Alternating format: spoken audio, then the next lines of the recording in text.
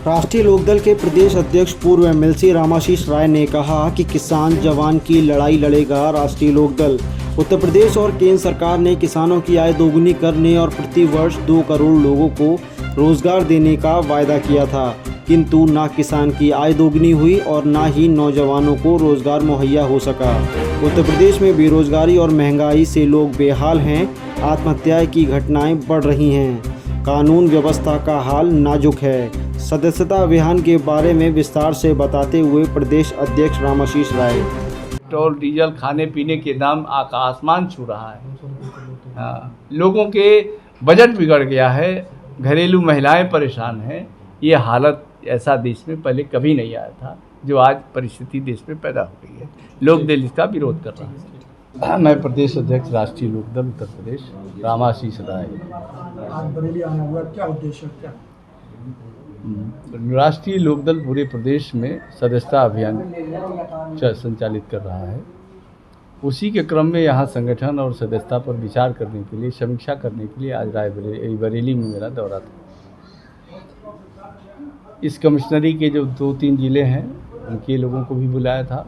सबके साथ बैठ करके हम लोगों ने इस पर विचार किया है, सुझाव लिया है और सुझाव दिया है। दूसरा मेरा मानना है कि आज उत्तर प्रदेश में जो सरकार ने वायदे किए थे चुनाव में, उन वायदों को पूरा नहीं कर पाई है और उल्टे अपने 100 दिन के पूरे होने का जश्न मना रही है। आज भी गन्ना किसान बेहाल है, परेशान है। उसकी कीमत का, उसके उत्पादन का, उसने जो मिलों को गन्ना सप्लाई किया उसका पेमेंट नहीं है। लगभग 6000 करोड़ रुपया चीनी मिलों पर बकाया है।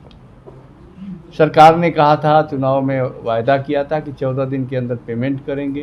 पेमेंट नहीं होगा, लेट होगा तो उसका ब्याज देंगे, लेकिन इन दोनों वायदों पर कोई काम नहीं हुआ।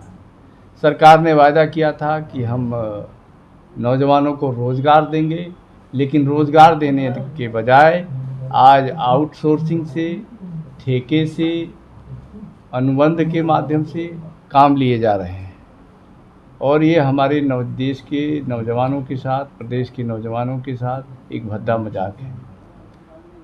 अग्निवीर योजना, जो अग्निवीर बनाए जा रहे हैं, उससे तो हमारे देश के सेना का मनोबल भी कमज़ोर हुआ है और नौजवान जो 15 साल की उम्र पूरा करके सेना में जाने का सपना सजोया था, उसके सपनों पर कुठाराघात हुआ है।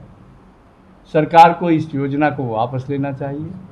आज भी हमारे देश के बहुत से प्रांत हैं जहां पीढ़ी दर पीढ़ी लोग सेना में जाने का ख्वाब पाले रहते हैं और देश की सेवा करते हैं सेना में जाकर के। राजस्थान है, हिमाचल है, पंजाब है, हरियाणा है, उत्तर प्रदेश है, बिहार है, जहां से नौजवान 15 वर्ष की उम्र पूरा करते ही सेना में जाने का सपना पाले रहता है। लेकिन ये 4 साल का सैनिक क्या अग्निवीर, ये अग्निवीर क्या है?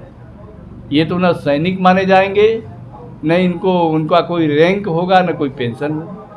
तो ये हमारे देश के नौजवानों के साथ एक धोखा किया जा रहा है, एक छल किया जा रहा है।